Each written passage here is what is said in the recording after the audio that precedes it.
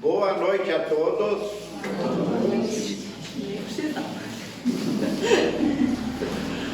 Então, o que seria o momento ao próximo? Porque veja bem, nós já estamos no cristianismo praticamente 2000 anos. Espiritismo, 160 e poucos. E como é que está o nosso relacionamento com o próximo? Porque nós ainda somos considerados um planeta de provas e expiações.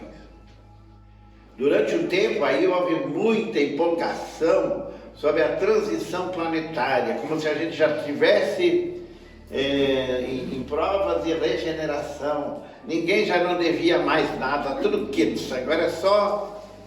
E aí veio o quê? A pandemia. Que prova que o mundo inteiro ainda está em provas de expiação. Porque o que é expiação? É resgatar débitos. Então, esse tema aí, o momento do próximo, nós deveríamos dar mais atenção. Porque isso, o que vai demonstrar, quanto mais egoísta a gente for, mais orgulhoso, menos o próximo, vamos estar sempre querendo tirar um proveito do próximo e não servir. Então, se nós não corrigir em nós o egoísmo e o orgulho, que são os maiores defeitos, a gente vai continuar lá em provas e expiações e não se regenera, que é essa outra fase. Esse livrinho aqui, Jesus no Lar, porque eu pensei, eu não pensei bem o que eu ia falar sobre isso. Aí ela sugeriu, porque aqui tem uma mensagem que mais ou menos encaixa, o auxílio mútuo. Esse livrinho, para quem não conhece, hoje ele veio maior. Ele é psicografado pelo Chico, e o espírito que entra em contato com o Chico se chama Neio Lúcius. Esse espírito, Neio Lúcius, o nome dele aqui no Brasil foi Arthur Joviano. Ele foi uma pessoa que se dedicou muito à educação, inclusive ele foi um tipo de secretário, eu não sei se do estado da Guanabara, quando existia ainda, ou estado do Rio de Janeiro. Depois ele se dedicou muito à educação em Minas Gerais. E ele é o pai do Rômulo Joviano, que é o chefe do Chico na Fazenda Modelo. Então, ele que faz é como se ele fosse, e realmente como espírito ele vai lá na Palestina.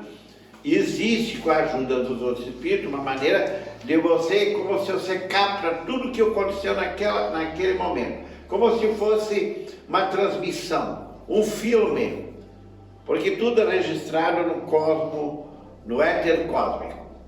E aí, mas pelo que eu entendo, tem que ser espírito bastante evoluído para entrar nessa faixa.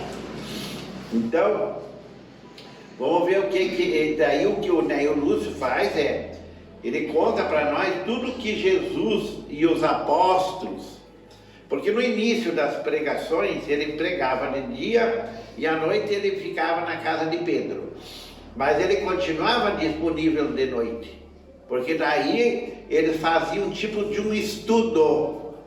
Então vocês vejam que Jesus deu importância ao estudo, que as religiões depois tudo relaxaram, que praticamente só tem nas religiões, muitas vezes até no espiritismo, que fica condicionado a uma palestra, algumas coisinhas, mas para mim o mais importante e o mais necessário no espiritismo é nós estudar.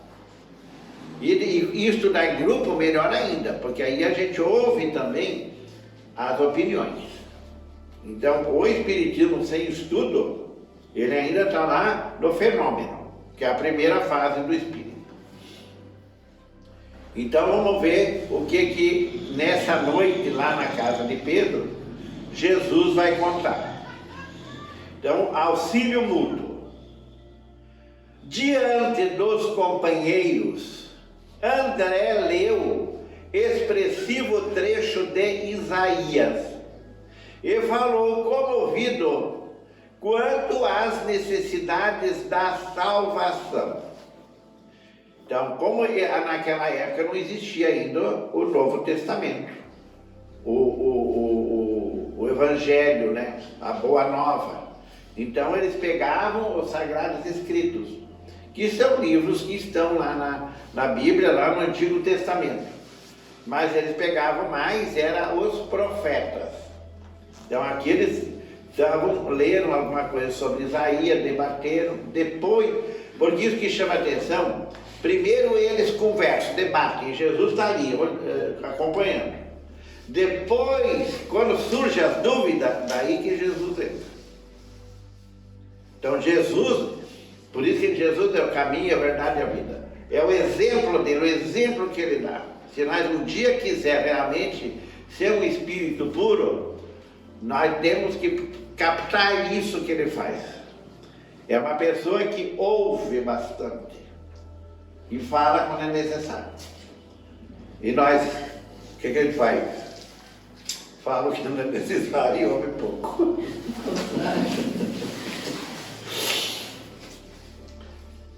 Comentou Mateus os aspectos menos agradáveis do trabalho. E Felipe opinou que é sempre muito difícil atender à própria situação quando nos consagramos ao socorro dos outros. Então é os próprios apóstolos, Mateus e Felipe, comentando a sua, como é que eles estavam se sentindo. Mateus, que é provavelmente o mais letrado, os outros tem muitos ali que eles não tinham os conhecimentos que Mateus tinha, ele já é o mais intelectualizado, tanto assim que é ele que escreve o primeiro evangelho. E o Felipe opinou que é sempre muito difícil atender a própria situação quando nos consagramos ao socorro dos outros. Então você vê a fase que os apóstolos estavam. Eles não eram melhor que nós hoje em dia. Uma das coisas que a gente vê neles era o propósito sincero de ser bom, de fazer o bem. Então, isso que muitas vezes pode nos distanciar dele, porque muitas vezes a gente pode até ter vontade, mas a gente facilmente desiste. Por isso, por aquilo, porque não sei o quê, não sou nem mal agradecido, o outro não reconhece, ninguém me aplaude, e assim vai. Que já é a mesma coisa que na família. Porque depois a gente vê, por exemplo, os santos da Igreja Católica, todos eles eram pessoas que se dedicaram ao próximo. Por isso que eles fazem parte da codificação. Se nós prestar bem atenção, quem traz o Espiritismo para nós são os católicos que entenderam o Evangelho. Então você vê, muitas vezes nós podemos estar bastante distante, porque ainda nós estamos no Espiritismo e muitas vezes a nossa mudança ainda é meio capenga, muito difícil. Jesus ouvia os apóstolos em silêncio. E quando as discussões em derredor se enfraqueceram, comentou muito simples. Então vocês vejam, primeiro ele deixa as pessoas falarem, comentarem. Depois que ele vai, porque uma coisa que nós temos que entender. Se a pessoa não quer ouvir, não adianta forçar. Que é uma das coisas que a gente tem que aprender. E já na educação, em casa, isso aí já teria alguma coisa que ver. Porque como é que a gente educa os filhos? Cala a boca, fica quieto. Então, esse lado já é um lado que a gente tem que rever. E como é que é esse tratamento? Uma vez o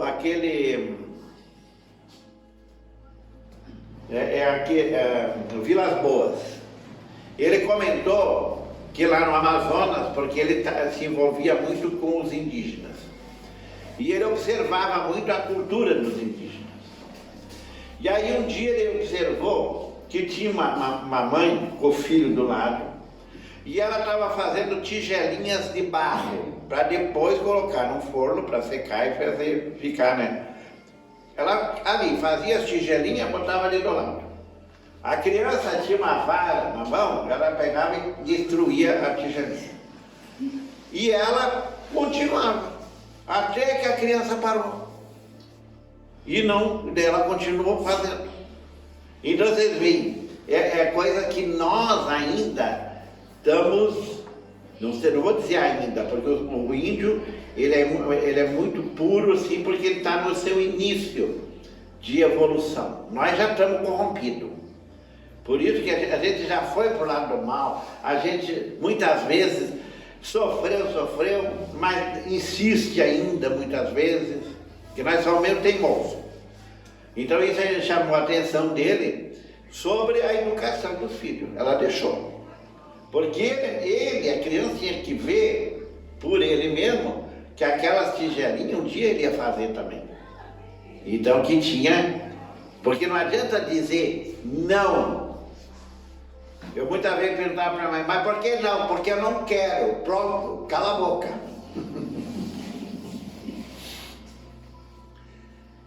Agora Jesus vai contar, porque como Jesus sempre faz uma historinha, que é as parábolas. Parábola quer dizer histórias.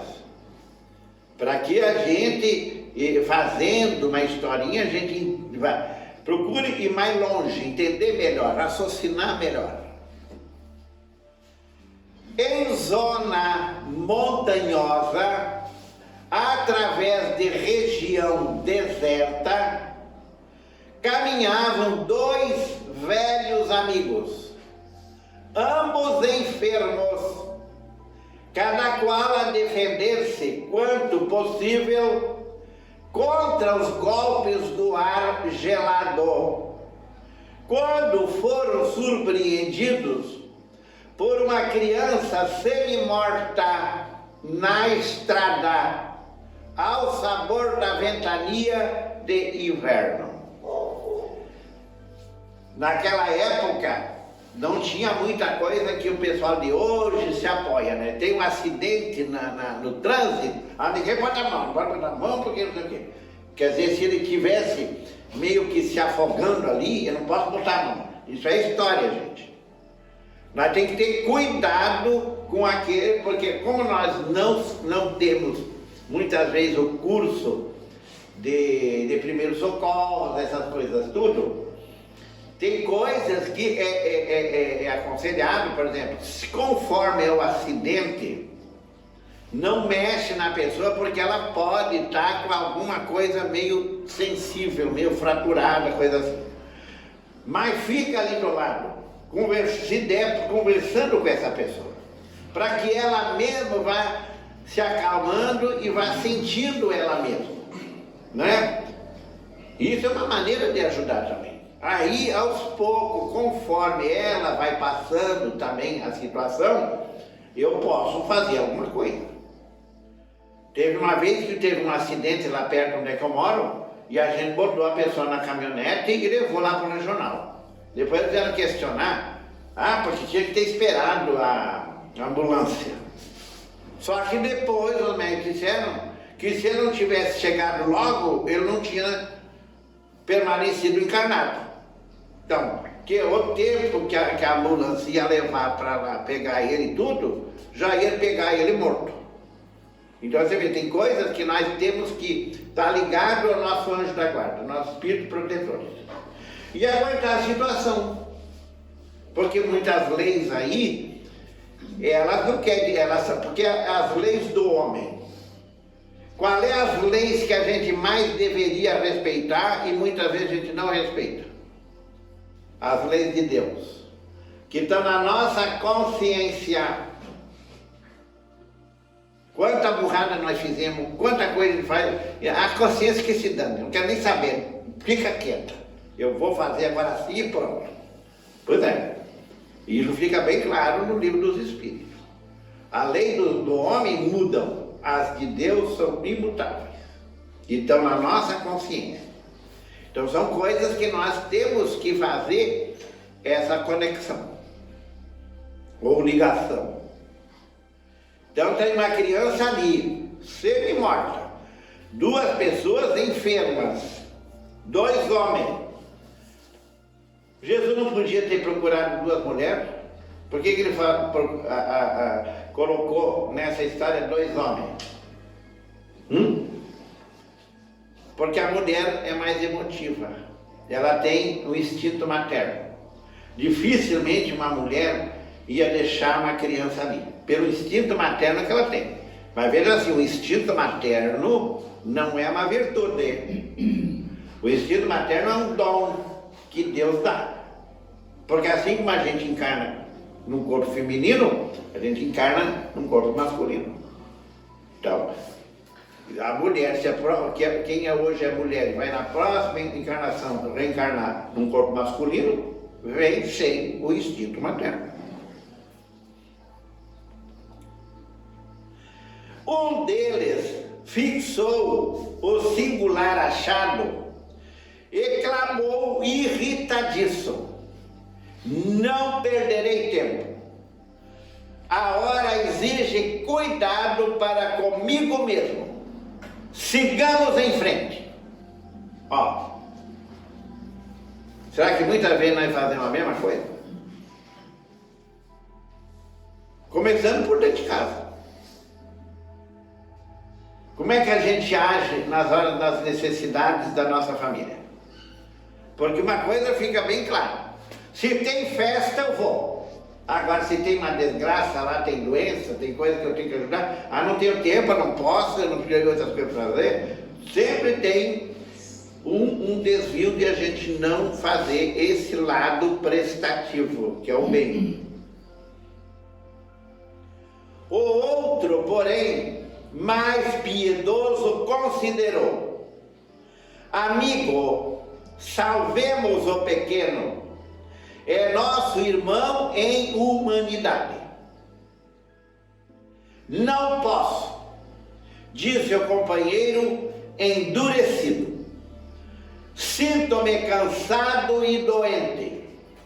Este desconhecido seria um peso insuportável. Temos frio e tempestade. Precisamos ganhar a aldeia próxima sem perda de minutos. Aquela pessoa que só pensa em si. Agora o outro já está chamando a atenção dele. O viajou da aldeia em minutos e avançou para adiante em largas passadas. Esse que não quis prestar auxílio se mandou. O viajor de bom sentimento, contudo, inclinou-se para o menino estendido. Demorou-se alguns minutos, colocando-o paternalmente ao próprio peito. E aconchegando-o ainda mais, marchou adiante e embora menos rápido. O outro nem o coleguismo, o companheirismo, ele se lembrou. Ué, não quer carregar a criança, fica do lado do companheiro? Não, está lá ele. Não, vá para frente, você se vire aí do outro. A chuva gelada caiu, metódica, pela noite adentro, mas ele, sobraçando o valioso fardo, depois de muito tempo, atingiu a hospedaria do povoado que buscava. Depois de tempo, com enorme surpresa, porém, não encontrou aí o colega que o precedera. Ué, ele não veio na frente, todo apressado? Já devia estar lá. Somente no dia imediato, depois de minuciosa procura, foi o infeliz viajante encontrado sem vida num desvão do caminho alagado. Ué? Ele não estava com pressa? Não tinha peso nenhum para carregar? Por que aconteceu isso para ele? E para o outro não? Vocês já pensaram? As mães aí já pensaram? Já que os homens não pensam, nessas lados muitas vezes, e vocês, mãe? O que vocês fariam para essa criança? Porque assim que vocês vão dar calor, não vão receber, ela não está morta. Ela está semi-morta.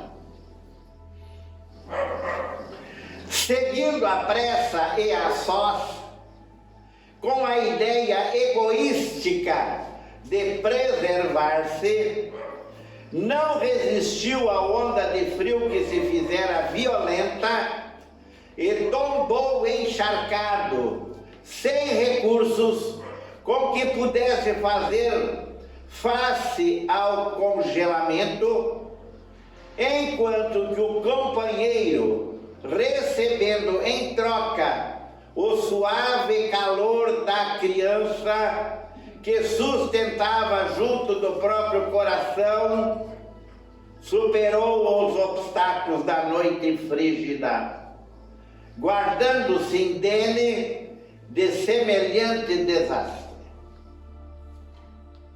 Tem a história do porco-espinho, não tem? Coitado do porco-espinho, né? Então ele vai morrer de frio, porque não pode chegar perto do outro. Mas o porco-espinho chega um perto do outro. Se você olhar o porco-espinho, ou ouriço, que nós chamamos aqui, ele é um animal assim até muito simpático.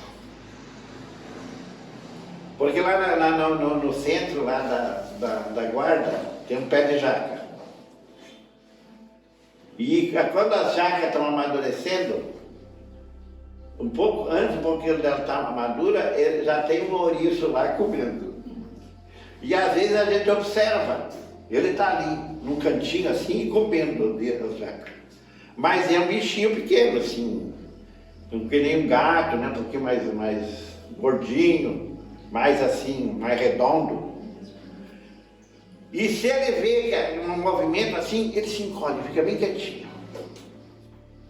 Agora, se você vai agredi-lo, claro que ele se ouriça todo. Por isso que ele diz assim, se ouriçou por quê? Então, aqueles parece pelo, é espinho. E se chegar muito perto, ele vai jogar, é a defesa dele.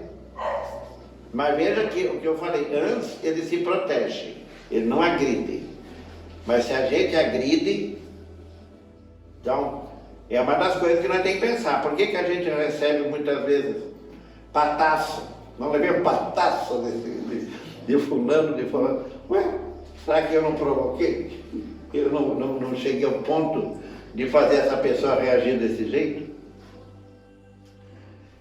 Descobrirá a sublimidade do auxílio mútuo, ajudando ao menino abandonado a ajudar a si mesmo, avançando com sacrifício para ser útil a outrem, conseguira triunfar dos percalços da senda, alcançando as bênçãos da salvação recíproca.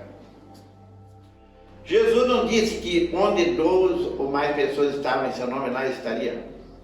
Claro que não é ele mas é todo essa gama de espíritos que já estão a trabalho do bem. O nosso anjo da guarda, ele já está a trabalho do bem. Qualquer coisa que nós se alertar, coisa assim, ele acompanha, ele sabe o que está passando. E sabe também que nós somos uma pessoa muito manhosa, né? Qualquer coisinha já está reclamando. Ele já sabe que, não, você não tem que nem me alertar, porque essa pessoa está reclamando, mas ela mesmo pode se virar e resolver o problema dela. Por quê? Porque ele não vai ajudar nós a ser mais fraco. Ele vai ajudar nós a se fortalecer. E para nós se fortalecer, nós temos que enfrentar os problemas. Na hora que nós estamos enfrentando, ele ajuda. Mas se estiver parado, deitado, você não tem perna para levantar? Ou você já não é um velho aí que não pode mais levantar. O dia que estiver velho e não puder mais levantar, a gente vai ver. A história singela deixara os discípulos surpreendidos e sensibilizados. Terna admiração transparecia nos olhos umedecidos das mulheres humildes que acompanhavam a reunião, ao passo que os homens se entreolhavam espantados. Outra coisa que tem que chamar nossa atenção: as mulheres humildes que acompanhavam a reunião. Jesus tratava todos iguais, coisa que nós no século XX começamos a nos tratar com igualdade, entre homem e mulher. Nossos pais, nossos avós, como é que eles eram? Em relação, não quer dizer que tudo eles eram grossos, mas tinha aquela diferença das mulheres daquela época para hoje.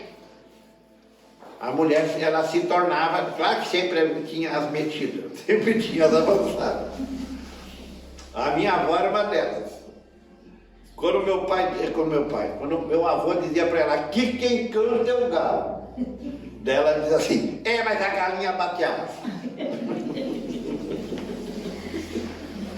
Então ela tinha esse jeito já, e ela realmente era mais assim ativa que as mulheres podem ser. Muitas vezes a mulher pode parecer que ela é submissa naquela época, mas ela era ativa na família. Foi então que Jesus, depois de curto silêncio, concluiu expressivamente. Então, nesse livrinho sempre tem no final um epílogo. E isso é para todos nós. É Jesus falando para todos nós. As mais eloquentes e exatas testemunhas de um homem perante o Pai Supremo são suas próprias obras. Porque o que eles estavam comentando, que Jesus fez essa historinha? As dificuldades que cada um sentia em fazer o bem. Porque uma coisa que nós temos que perguntar, as dificuldades que eu reclamo para fazer o bem são as mesmas dificuldades para fazer o mal? Porque quando a gente só pensa na gente, é o mal.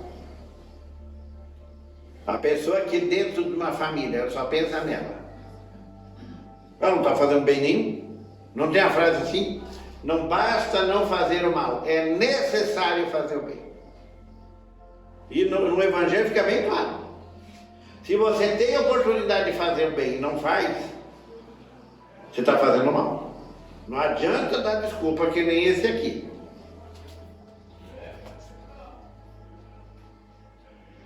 Aquele que amparamos constitui nosso sustentáculo. O coração que socorremos converter-se-á agora ou mais tarde em recurso a nosso favor, ninguém duvide. Um homem sozinho, olha bem essa frase, um homem sozinho é simplesmente um adorno vivo da solidão.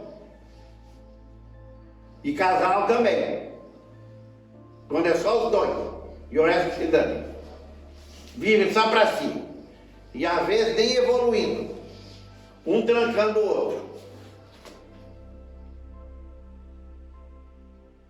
Um homem sozinho é simplesmente um adorno vivo da solidão.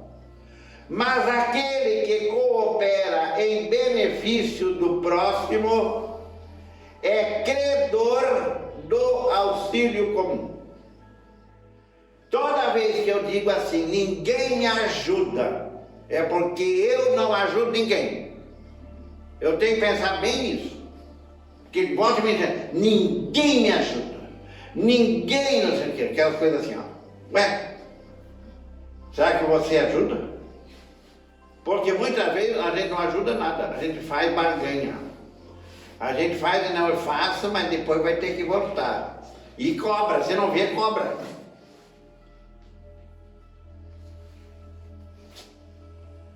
Ajudando, seremos ajudados. Dando, receberemos. Esta é a lei divina. Gente, para nós ser felizes, não é difícil.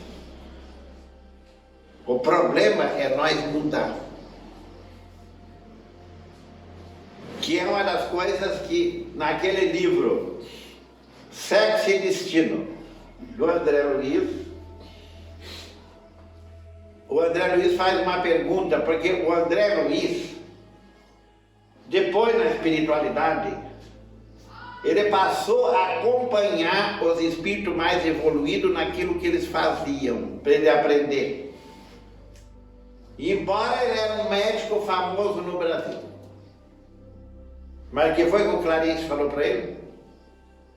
André, a medicina lá na Terra é dos livros. A daqui é do coração.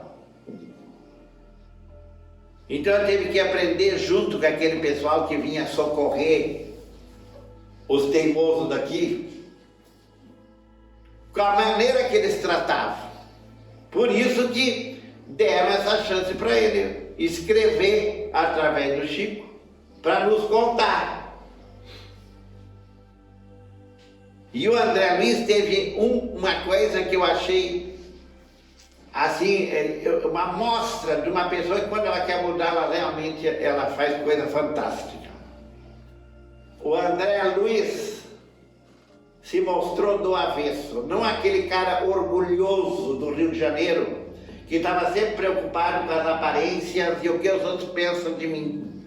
Não, ele mostrou o podre, que a maioria de nós quer esconder, e que os outros veem e falam e comentam. Por isso que vamos ser autênticos. Muita gente é autêntica. A juventude, sempre tem gente na juventude, esse pessoal, que eles são autênticos. Eu sou assim, quem quer gostar, gosta, quem não gostar, não pode. Porque eles não estão fazendo mal para ninguém. É os outros moralistas que gostam de se meter na vida dos outros para querer que eles sejam outro infeliz que nem eles. Porque o moralista é um infeliz. Não é moral, gente, é o moralista. Esse que fala, esse que aqui na palestra, é aquele palestrante lá com certeza, bota pela fora, faz tudo o contrário. Então esse é moralista. E ainda reprime os outros para não fazer, né? Mas ele faz. Então, essa é uma lição para tudo nós. E muito obrigado, e tudo que aqui foi dito me serviu para quem falou.